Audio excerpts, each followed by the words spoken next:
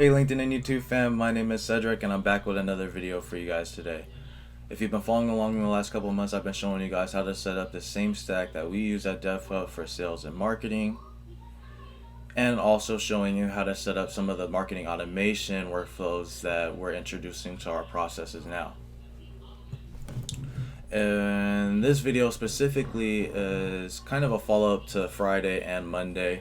Friday, I gave an overview on how you can automatically add leads from your CRM or Pipedrive to a specific sequence in Outreach. Monday, I showed you a fallback content idea, at least how to set it up for fallback content. Today is another idea. So, quick disclaimer. A lot of this is creative problem solving for your organization, so what I found to work for DevHub may not work for you, but at least you have the information to do what you will.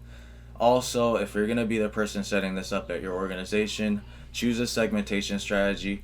Do not be the guy that gets in here and rolls this out to your whole organization. Start small. Start this test on a small set of your data. And without further ado, let's get into it. If a person is in Pipedrive and they're owned by me, and their last activity date is before February 1st. So the gist of this idea was, it came from rotting deals. So if you're familiar with CRMs, a lot of them have this feature where if you're not engaging with your deal for a certain amount of time, they're flagged. So I wanted these flag deals in our CRM, Pipedrive, to basically be added to a specific fallback content sequence for this scenario.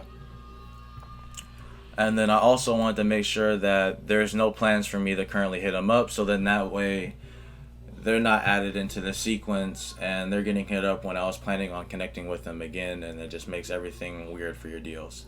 So that way there's actually synergy, right?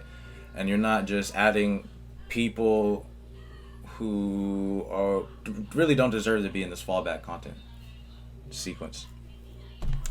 So if their last activity was before February 1st and their next activity date is empty, so they're not set to do anything on that account, and if they're in Outreach, the reason for why I made that a condition for if they're in Outreach is I want to make sure that it's also only looking at deals that I've contacted, because if I contacted them, they're in Outreach.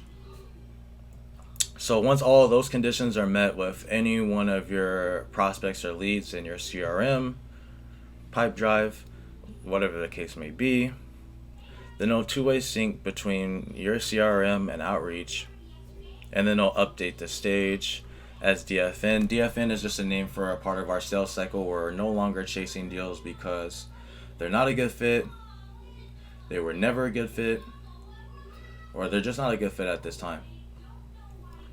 Another important thing that you want to do is probably establish at this point, if you've been following along, a lead scoring system.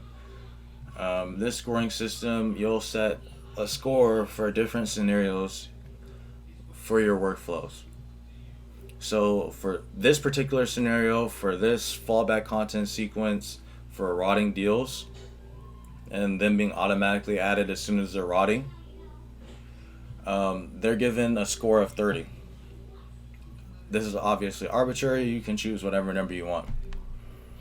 So now that's the PieSync side of it. Let me show you the corresponding outreach trigger, so then that way you can set it up for your organization, or at least evaluate and see if you want to change it or do what you will with it. But here's the second side of this.